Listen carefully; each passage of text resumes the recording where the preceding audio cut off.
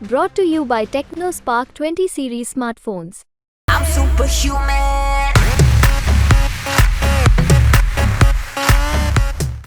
भारत जिस तरह से अपने हथियारों का दम दिखा रहा वो देख दुनिया दंग है, लेकिन दूसरी तरफ इजराइल के एक ड्रोन को मार गिराया गया है लेबनान में।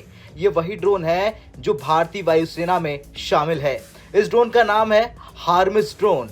अब इस खबर ने भारत से लेकर दुनिया के अलग अलग कोने में हड़कंप मचा दिया। अब सवाल ये है कि किसने मार गिराया ये ड्रोन और क्या भारत ये खबर सुनकर चिंतित हो जाएगा? चलिए जानते हैं अपनी इस रिपोर्ट में।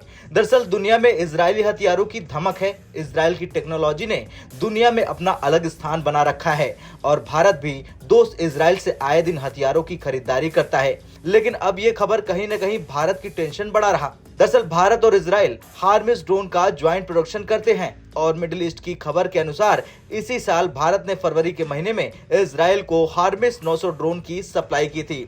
लेकिन इसी ड्रोन को दक्षिणी लेबनान में हिजबुल्लाह संगठन ने मार गिराने का दावा किया है और खुद इजराइल की वायुसेना ने भी इसे मान लिया है कि उसके हार्मिस ड्रोन को मार गिराया गया है। और जो रिपोर्ट सामने आ रही इजरायली मीडिया के अनुसार उसमें बताया जा रहा कि अभी तक हिजबुल्लाह ने इजराइल के 3 हार्मिस ड्रोन को मार गिराया है। अब सवाल तो ये है कि क्या ये भारत के लिए टेंशन वाली खबर है? तो बिल्कुल हाँ, क्यों नहीं, क्योंकि अगर आप दुनिया के शक्तिशाली देशों रूस और अमेरिका के हथियारों की बात करें तो ये भी जगह जगह मारे ही जा रहे हैं, चाहे यूक्रेन की बात करें या फिर रूस की बात करें।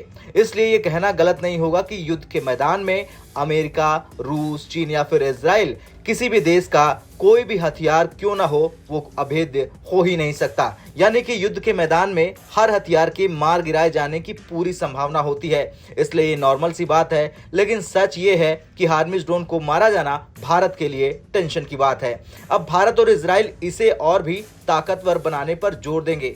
चलिए अब जान लेते हैं हार्मिस ड्रोन की खासियत के बारे में। दरअसल इस ड्रोन को अभी तक इजराइल की एल्बिट कंपनी बना रही थी। खास तौर से ड्रोन का काम निगरानी और जासूसी है, लेकिन जरूरत पड़ने पर इसके जरिए हमला भी किया जा सकता है। ये ड्रोन लगातार 30 से 36 घंटे तक उड़ान भर सकता है। ये medium altitude long endurance unmanned aerial vehicle है। यह अधिकतम 30,000 फीट की ऊंचाई तक जा सकता है।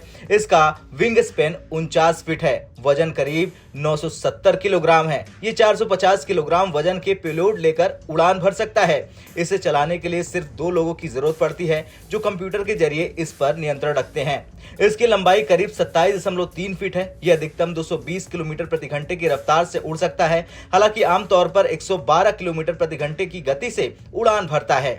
अब ये तो थी खासियत, लेकिन दूसरी तरफ सवाल तो ये भी बनता है कि जब हिजबुल्लाह जैसा संगठन भी हार्मिस जैसे अल्ट्रा मॉडर्न ड्रोन को मार गिराने की क्षमता रखता है तो भारत और खासतौर से इजराइल के लिए तो ये एक बड़े टेंशन की बात है। इजरायली वायुसेना के मुताबिक हिजबुल्लाह ने सरफेस टू एयर मिसाइलों का इस्तेमाल करके हार्मिस ड्रोन को मार गिराया और ये सब जानते हैं कि हिजबुल्लाह ने जिस मिसाइल से हार्मिस को मारा है वो हिजबुल्लाह को ईरान ही सप्लाई करता है। यानी कि सीधे शब्दों में ईरान के पास इजरायली हथियारों को मार गिराने की क्षमता है। और अब जब हार्मिस जैसे ड्रोन मार गिराया जा सकता है तो फिर ईरान के पास जरूर अमेरिकी F-35 जैसे खतरनाक लड़ाकू जहाजों को मार गिराने की क्षमता होगी।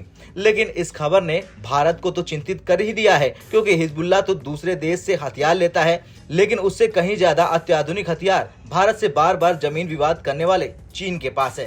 खैर देखना तो ये होगा कि भारत क्या एक्शन लेता है इस खबर के सामने आने के बाद और क्या इजराइल करता है हिजबुल्लाह के साथ, क्योंकि ये ड्रोन भारत इजराइल दोनों मिलकर बनाते हैं। आपका क्या कुछ कहना है कमेंट कर जरूर बताएं।